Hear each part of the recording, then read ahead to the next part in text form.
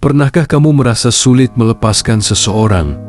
Bukan karena masih cinta, tapi karena di dalam hati masih tersisa luka, amarah, dan penyesalan yang belum selesai. Kita sering mengira melepaskan berarti melupakan. Padahal dalam makna spiritual, melepaskan bukan soal melupakan seseorang, tetapi berdamai dengan apa yang pernah terjadi dan berdamai dengan diri sendiri. Melepaskan tanpa dendam berarti berhenti menyalahkan baik diri sendiri maupun orang lain. Tanpa penyesalan berarti mampu melihat masa lalu bukan sebagai kesalahan, tapi sebagai guru.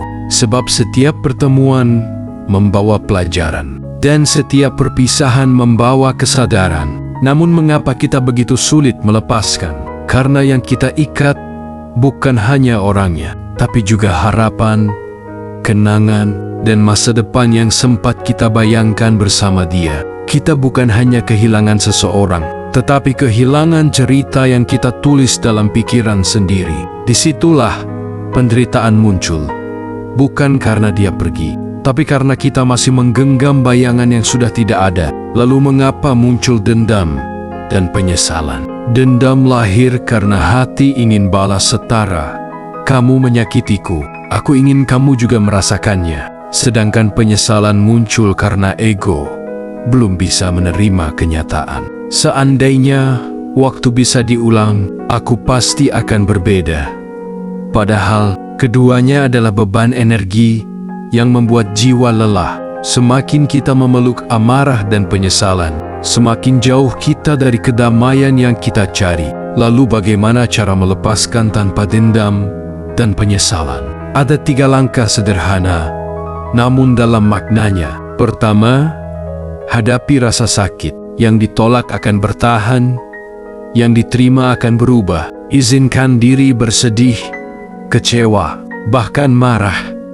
Tapi jangan tinggal di sana terlalu lama. Rasakan semuanya seperti air yang mengalir, karena hanya dengan menerima, luka mulai sembuh. Kedua, ubah cara pandangmu. Daripada bertanya, mengapa dia begitu jahat padaku? Tanyakan, apa yang bisa aku pelajari dari ini? Setiap orang adalah cermin. Mereka yang melukai kita sering menunjukkan sisi diri yang belum kita sadari, tentang batas, harga diri, atau cara mencintai diri sendiri.